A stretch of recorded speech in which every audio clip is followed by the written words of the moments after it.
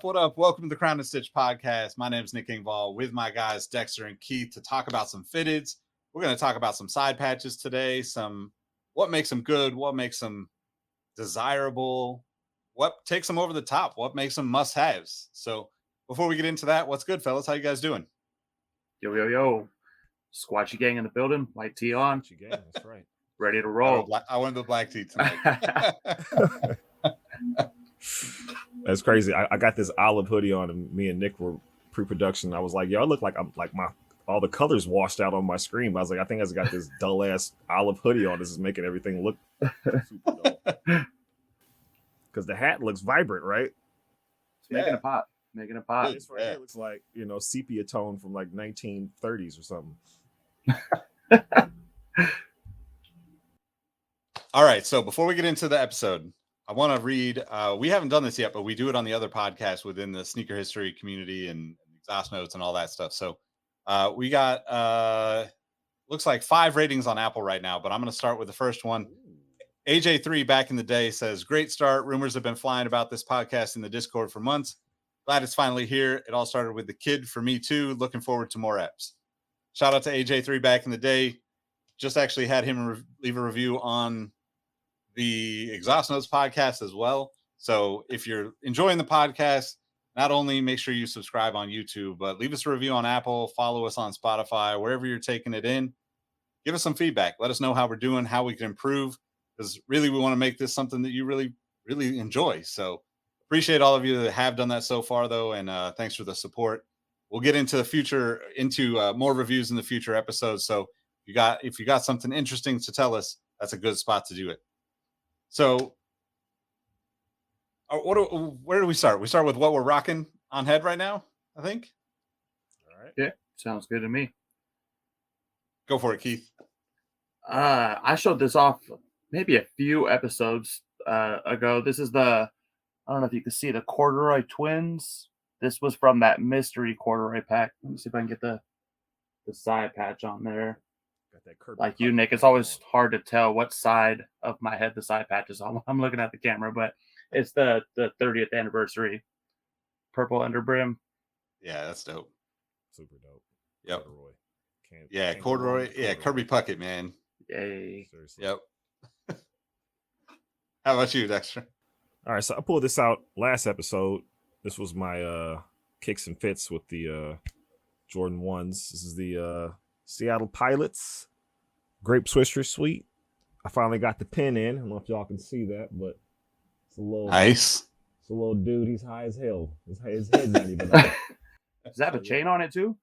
Yeah, it's a chain. So like he's like a balloon. Like this is his head. He's high as hell with the chain. That's crazy. That's awesome. Squatchy game. Yeah, that's dope. That's a Hat Club one, right? Yeah. This actually was a pre-order, so it just showed up like 3 or 4 days ago. Yeah, got it. Okay. Yeah, I was I saw Hat Club was talking on Twitter about pre-orders because people were asking about when are pre-orders going to come back, but still seems like the old supply chain has been struggling, so they're still just kind of making it work with how things are delivered as they are. So kind of forget, because you just see so many releases, that there's all this stuff going behind the scenes that it's been a pain in the ass. Yeah, it's like all the hats that they drop now, they planned like probably a year plus ago. And yeah, just now landing. Yeah, totally. Issues across seas. Yeah, yep. Yeah, so I'm rocking the King's hat. It's basically black, little infrared, pinkish, orange. Got the let's see, 50th, or sorry, yeah, what is that? 50th anniversary on the side. 50. And then the Mitchell and Ness on the back, and then it's got the big NBA logo on the back of the head.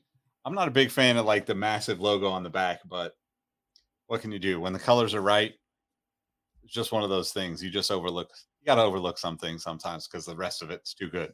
Got to do it. Yeah.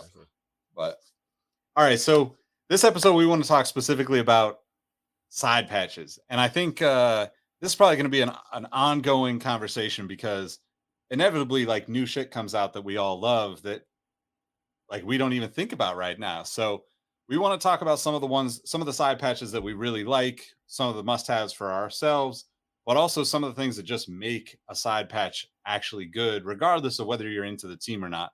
But I think we all kind of come as Giants fans to this conversation. So there might be some overlap in some of the patches that you see, but we can all give a little bit of our own insight as to why it's special to us. So I don't know. One of you guys want to start us off with one of them that you got? What you got, Keith? Let's see here. I know I pulled this hat out last episode, but this is the man. 59 All-Star Game Pirates. Got the Oh, little that's epic. knife in his mouth and the nice mustache. Me personally, I'm a sucker for like big side patches. Like, I want that shit to take up damn near like half the side of the head. So I don't know why I gravitate towards stuff that has big side patches and ones that are easy to color block. If you can get in a lot of different colors and the intricate details, the metallic threading, it just kind of makes it pop a little bit more for me. So I tend to lean towards the larger side patches. Yeah, that's a good point. I'm just going to jump into one of mine real quick because of that. So this is a Giants. I don't know, kind of like a Notre Dame Fighting Irish. It's basically just the year 2000 patch, right? And so I love the patch, but my beef with it is actually on this hat specifically. You can hardly read what's going on because of the metallic. Like the gold is beautiful, but you can't see that it's the inaugural year 2000 or whatever. It's really difficult to read, which I think kind of to your point, right? Like that's one thing that for me, like I want to be able to read it and I want to be able to see it, and like it's got to be very like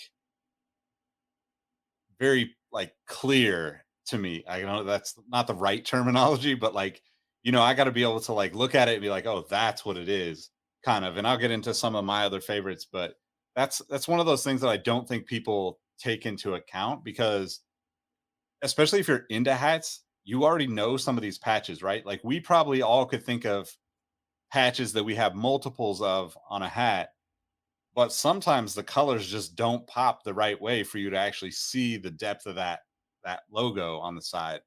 And for me that's like the most important part, right? Like having the like the vibrancy of it, like I don't necessarily need it to be as big, but if it's not, if it's shrunken down and you can't see it because the threading is just not fine enough, it's frustrating to me. So that's a good point to bring up. I feel like too sometimes with like the quality of the stitching, you can tell sometimes. Like I have a couple hats where the quality of the side patch, like of the actual stitching, is not as good, and it kind of like washes out, and it's not as defined as it should be. And I feel like that definitely makes a difference too for me sometimes when I look at a side patch. Like it's just the actual craftsmanship of the hat. Yeah, that's a good point. So speaking of the color blocking in the hat, I'm gonna pull out this one because this is like perfect, right there. That Oh yeah. polo grounds right there. You can see everything. Like 1905 is a little off, but I mean, I'm pretty sure. I think this is accurate to what their hats kind of looked like back in 1905. So they don't have to play around with the colors too much, but that is just fucking gorgeous. Yeah, that's Especially when insane. I'm walking around and people think I have a Yankees hat or a Mets hat on. I was like, sir, you have a seat, sir. Let's talk. Teach you something.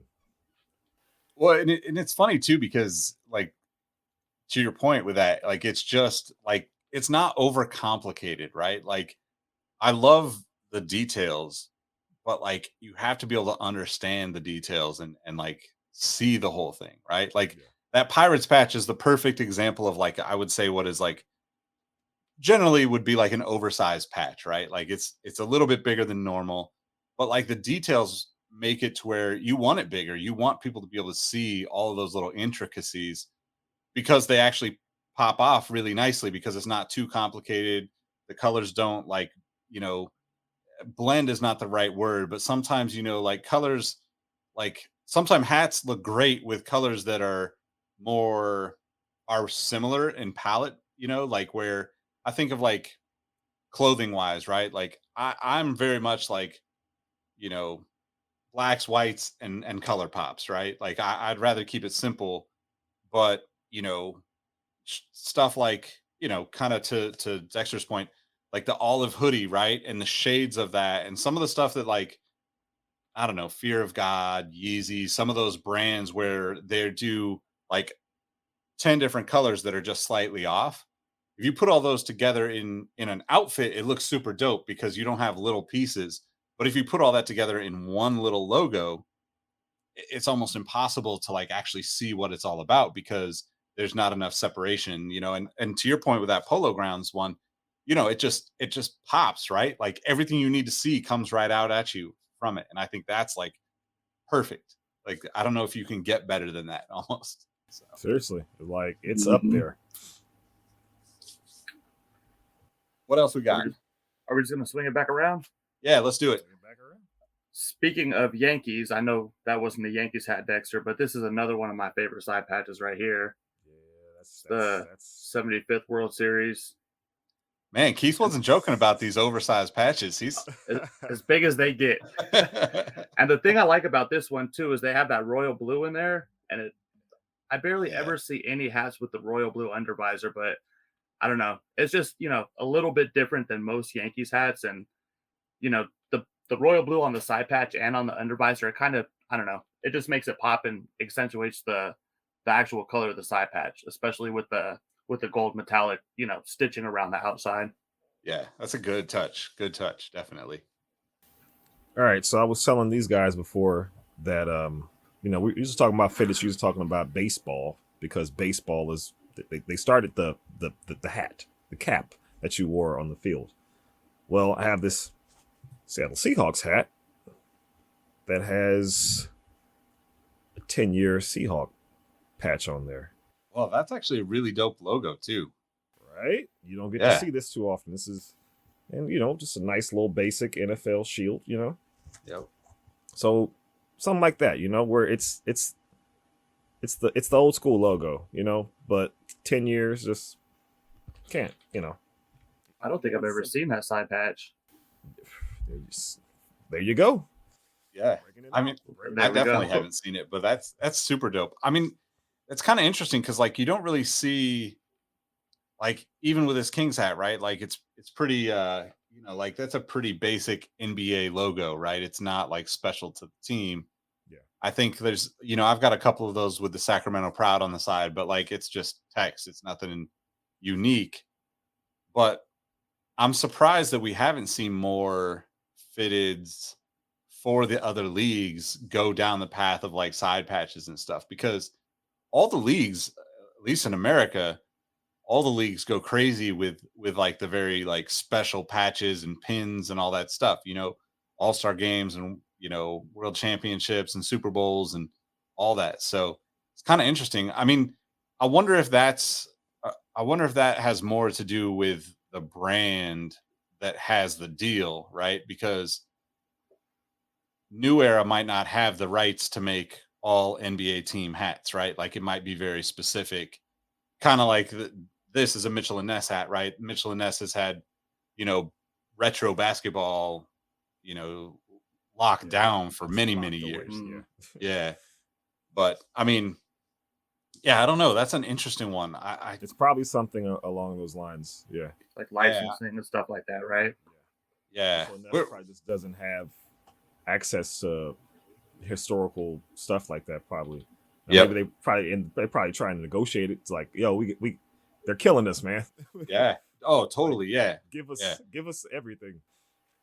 Well, and then you got like somebody like Lids coming in and just flipping everything on its lid. That was terrible, but like, sorry, I wasn't even thinking about it. But yeah, like it's they're I hate to be so disparaging towards a company, but I feel like they are like the Walmart of jerseys and hats and like licensed sports apparel.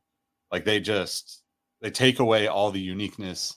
They make it the most kind of bland and it clearly became like just super like everything became about the profit involved as opposed to like, let's make some quality shit.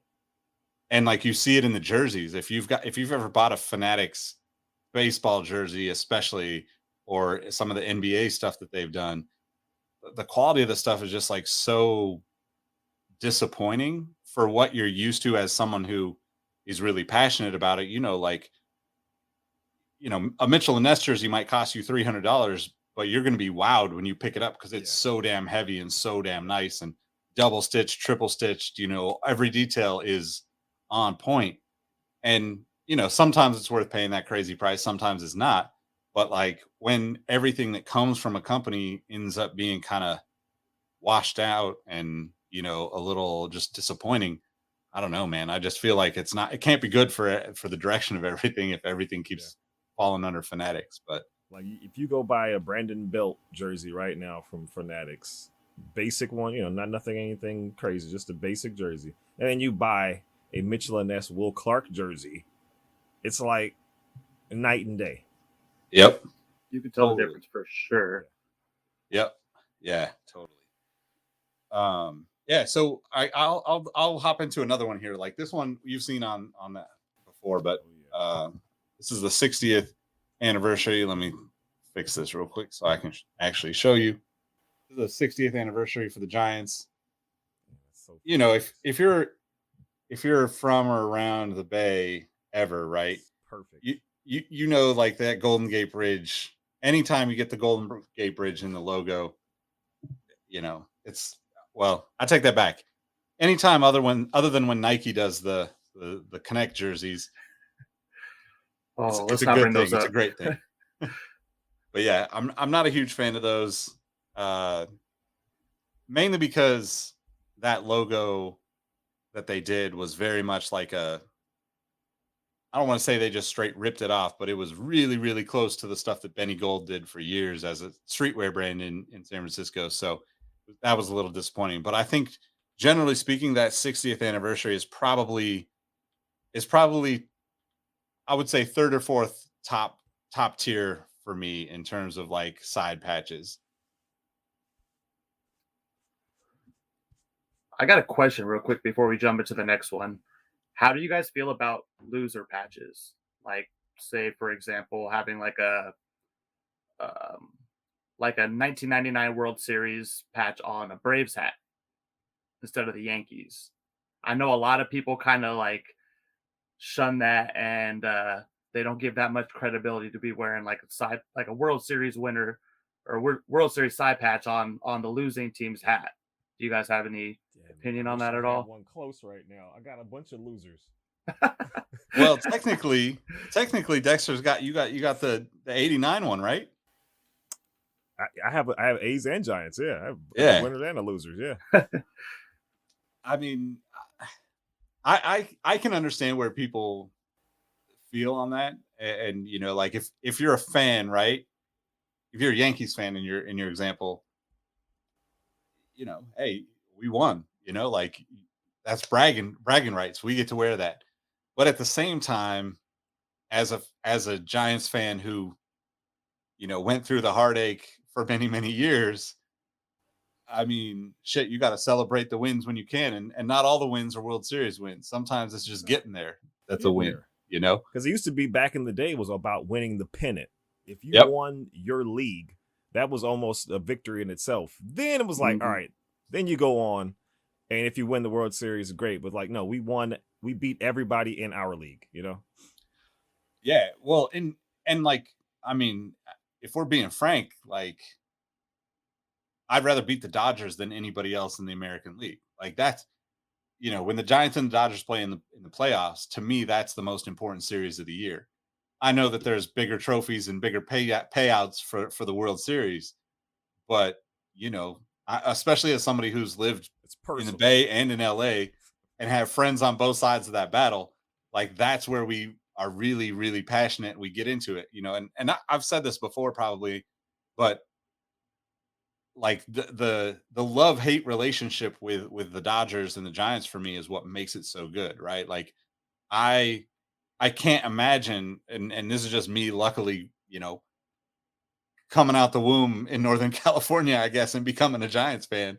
But like, to me, like being able to go through, 100 some odd years of these battles between these two teams and reminiscing, and like, I'm a Giants fan for life, but like I would also be totally disappointed if I didn't have the Dodgers to hate. Like that rivalry drives my love for the Giants as much as anything else, because we're so close, right? Like, I mean, we all know people that are bouncing back and forth between the Bay and LA every week, every day, and I think that's very much like a lifestyle thing that not a lot of people get to. Like you get the Subway Series in New York, and you get like the Chicago, the Cubs White Sox battles.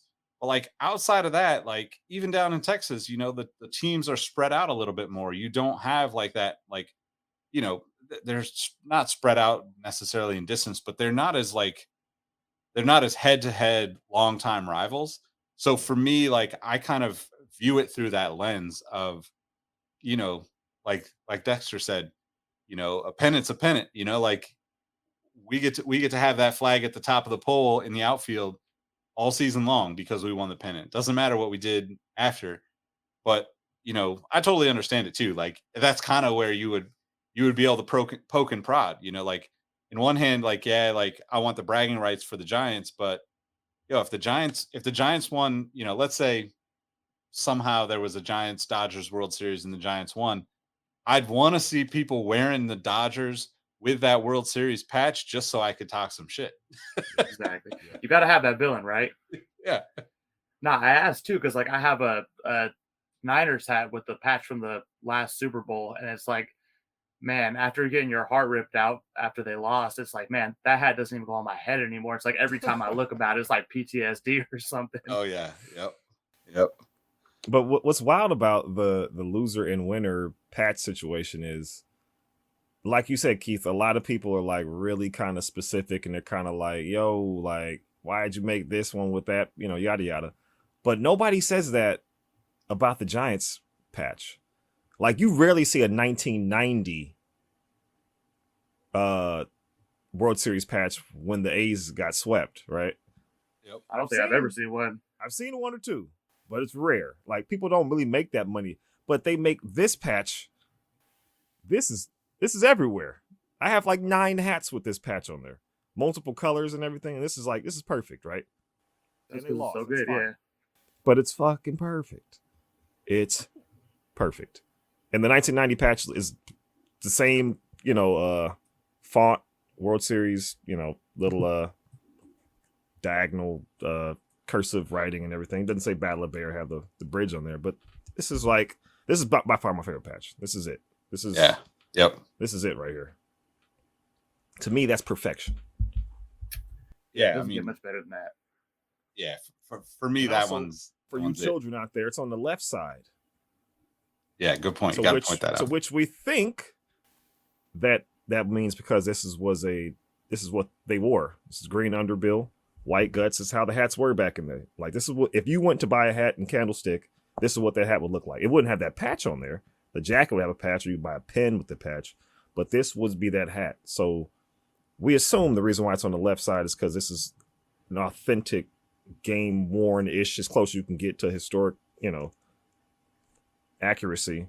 But if we're wrong, put it in the comments, please. Yeah, let us know.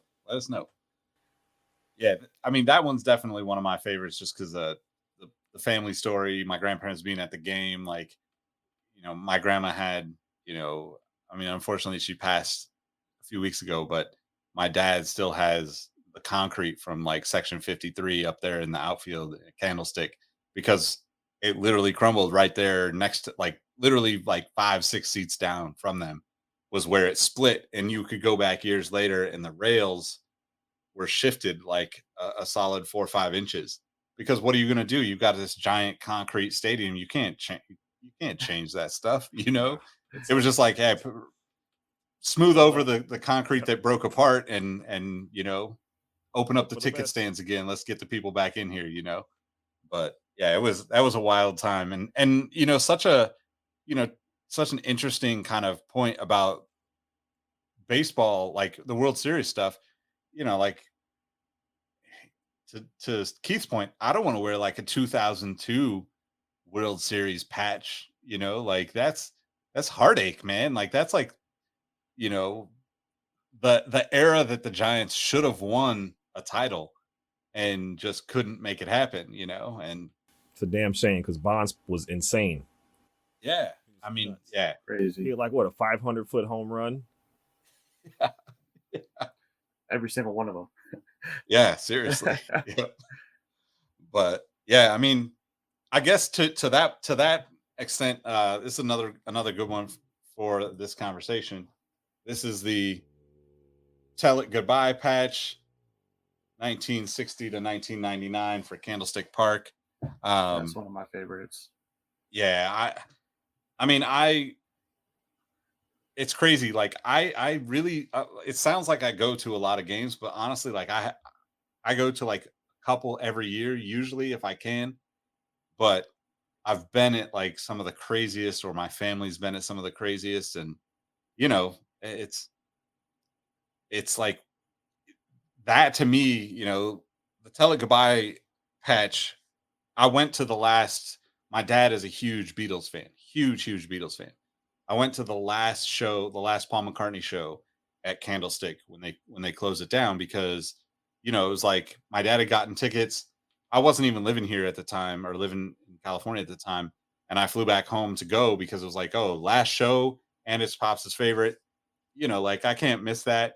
That was if you don't know, like the Beatles' last show as a group happened at Candlestick Park, 50 years back. So or 40 years back. So I guess it is 50 years now, but um those kind of moments, like are super poignant to me and like the Battle of the Bay hats, like all the paraphernalia from that, like I just this might be too much of a rabbit hole, but like both my grandpa and my grandmother passed within the last 3 weeks, 4 weeks now. And I've been going through pictures and going through, just dealing with that and processing that. And found a picture of me wearing a Battle of the Bay t-shirt, that my grandparents sent me because I was living in Oregon at the time. And, it was just it was so different because I was 10, but I was diehard watching the games, every game. And we were out in the yard, me and my brothers and my stepdad were out in the yard playing baseball. And I kept running in the house to check to see, we were in Oregon and you don't really think about it as a kid because you're just like, oh, it's not on, it's still commercials. I'm gonna go back out and play a little bit more, right? Get a couple more swings in. And I kept coming back in and like it was like almost always on commercials. So finally I like look it up and I'm like, oh, it's supposed to have started like 20 minutes ago. But How'd you look it up? like a actual TV guide, like out of the newspaper thing, Exactly. like no, yeah, we didn't have anything else. It was like it wasn't the TV guide. We didn't have the TV guide. That was too baller Newspaper. for us. But like like the paper ones that came in the paper that you pull out every Sunday and hold Yeah. for the week or whatever, 2 weeks, whatever it was. But yeah, like I mean that was one of those things where like to me, those moments, being able to tie something that I'm super passionate about and have the family ties and the friends and like conversations with you guys about it, like take away all the design factors of what a patch looks like. You got to find the ones that speak to you. That's it for me, right? Like if you made it to Yankee Stadium, the OG Yankee Stadium, if you went the first year that the new stadium was out and you're a Yankee fan, you got to get something to commemorate that, right? Like those are the ones where you're like, no, I'm going to go hard with this because I feel like to Dexter's point, like I've probably got at least 5 or 6 of the Tell It Goodbyes, and I probably got at least, man, maybe 5 or 10 of the Battle of the Bays throughout the years, right? Because every time it pops up, it's like, well, should probably just get it, like I always wear them and, can never have too many of them. So, but yeah, like a little bit of a rant there, but I think that like to me, the most important thing is just having your personal connection to it. And that doesn't necessarily have to be a sports connection, like you can have a team that you're, casually a fan of, but then the story might come after you get the patch, like Keith might end up in Pittsburgh one day, like, yo, check this out. Finally got to see PNC Park and like I'm wearing the hat, like those are experiences you never forget. I think that's the most important part about the whole journey for fitteds and how you live your life, in my opinion. But I sound like I'm preaching right now. If I make it out there, I'll be wearing that hat and a Will Clark jersey. Oh, wow. Or a Bonds Pirates jersey. That'd be cool. Okay. Yep. Even better. Even better. Oh man. All right. Well, we're about at time. You got some new pickups to talk about? I got one. All right, let's do it. This is from the exclusive fitteds Munchie Pack Part 2. One thing about this, and I will say this because we're on the side patch conversation, is I kind of don't like when the main logo mimics the side patch logo. On this one, I don't know, it doesn't bother me too much, but because they're both insanely great logos. Yeah, no, this one I could deal with. This is a Starbucks inspired Padres hat, and I love that green color. I got a Giants hat that has that same green color on it, and I don't know, it's just beautiful. I was trying for the other Padres one. It's the 1992 logo, and it has like the 92 All-Star Game patch on it, and this was kind of like a buy that I did because I couldn't get the other one. The other one sold out instantly, and I was kind of pissed off, and I'm like, oh, that one's still there, let me grab it. But I'm happy I did. Yeah, that's dope. That's dope. You got something, Nick? I got something. This is a little ASMR action for you. I love how all your new pickups are still either in the bag or in the box. Yep. He does the unboxing new pickup. Hey, one day I'll get to doing unboxings on the channel, but this is Hat Heaven Giants 80s logo with the 84 patch. Crazy enough, I was going to say earlier when you were talking about the Battle of the Bay, I've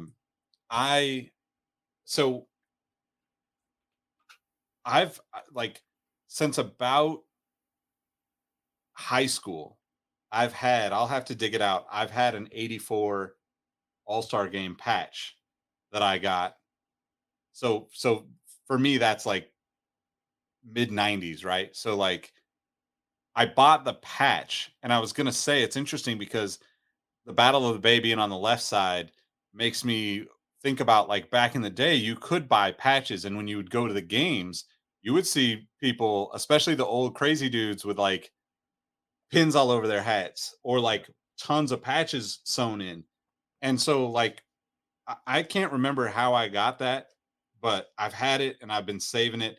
And then at some point it was well, once I started seeing it pop up, I don't really need to put it on anything. I'm just going to hang on to it and have it as its own thing. But it's cool to see that evolution too of it's customizing before customizing was a thing, right? And you don't really think of it in that way, but back in the day, those commemorative patches, you to your point about you would go into Candlestick and you would find that green underbrim and your on-field hat at that moment in 89, but you could buy the patch to put on a jersey or a hat or a jacket for the Battle of the Bay.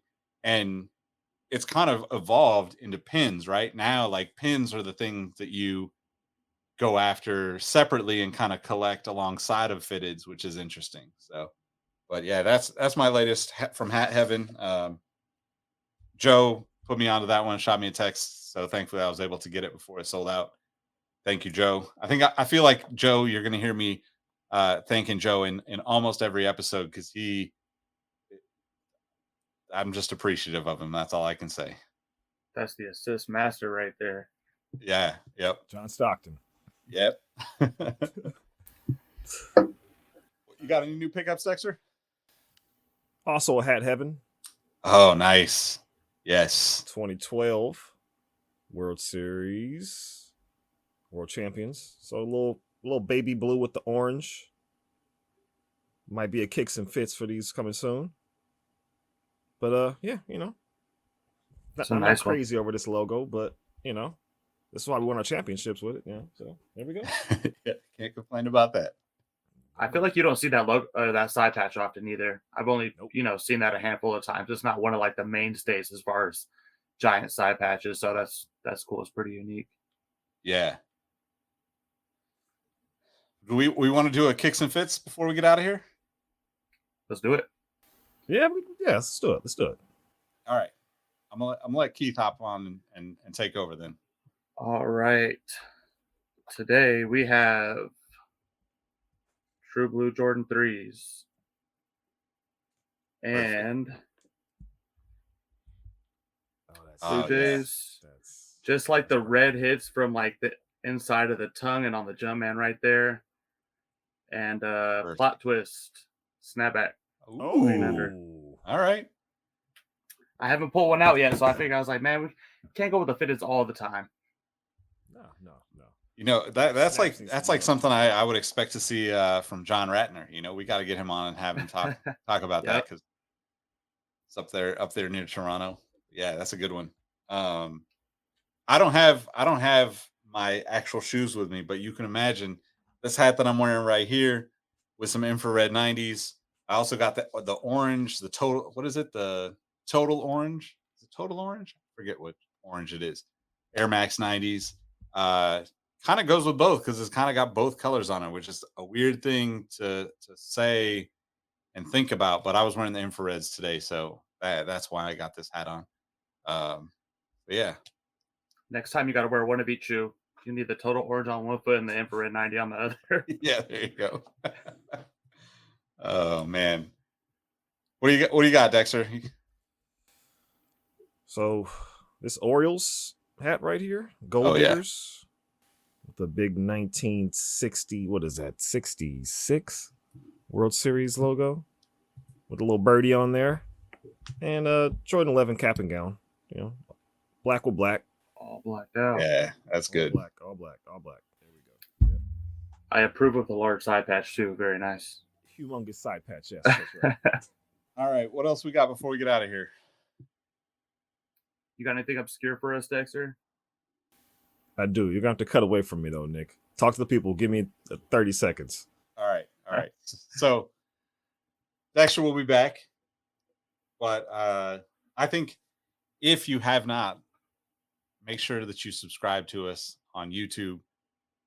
Join us in the Discord, Sneaker History Discord. It's kind of a combination of the shows that we're doing. So we've got Sneaker History podcast talking about kicks every week.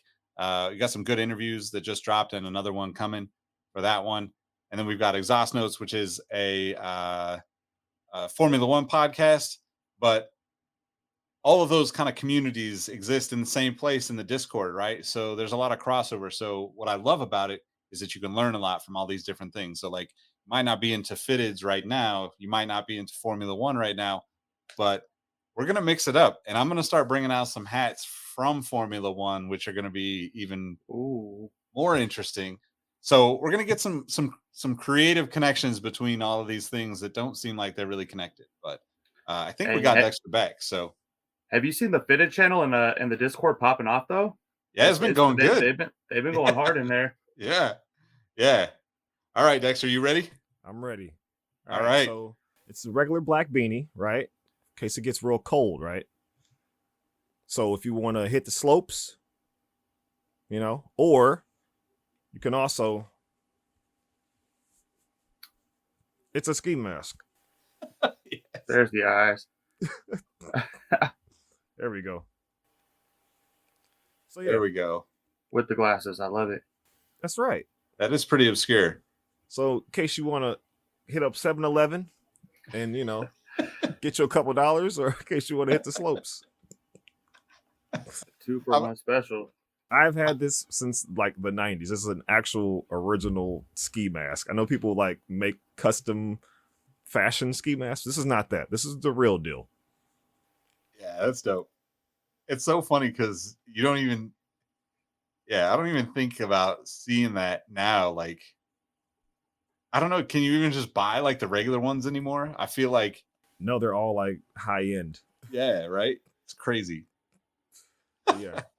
For anybody who out there who grew up in the the 80s and 90s, you probably watched movies where people were robbing banks with these on. That was really a thing. Yep. Absolutely. But in this case, just for future sponsors of the podcast, we only wear them to go skiing, snowboarding, right. those kind of things. Nothing else is going down. No criminal activities in these. Gets cold out there sometimes, especially when you're at Candlestick, RIP. Yeah, man, it's been freezing down there at the games lately. I haven't been, but like I had a couple friends that were down there that were like struggling the last couple of nights. So that's why the attendance has been so low. They're like the game last night, there was nobody there. Yeah. I mean, that's how it is, man. It's a famous Mark Twain quote, right? Like coldest winter ever, summer in San Francisco. It is no joke. No joke at all. It's like if you see it and it's like, oh, it's 65 during the day. That's going to be a nice day. And then like about 4:00, it's like 57. And then like the fog comes in. Wind chill is about 32. It's wet and foggy and damp. And you're just like, let me get me out of here. Let me get back to some like sunshine somewhere. Anywhere. Yeah. Seriously. It'll be 75 degrees in the daytime, and that's hot for San Francisco. But let it get 7:30. It'll go down to like 48 degrees. With wind chill factor, it was like it's freezing now. Yep, totally. All right, guys. Well, that's a pretty fun episode. Side patch talk. We'll be back with another side patch conversation in the future for sure, because I've definitely got more to talk about. So I know these guys do too, but got to get out of here. We don't want to keep you too long. Thank you all for supporting us. Make sure you connect with these guys, and guys, let them know how they can find you outside of the podcast. You can follow me at Keith the Sneak with 2 Ks on IG. Follow Crown and Stitch, and you can also find me in the Sneaker History Discord. Go ahead and join. At Smooth as Eggs, also industry special podcast. Check it out. It's a podcast on all the streaming platforms. Hashtag Squatchy Gang, because this doesn't have one, so I had to put this one on.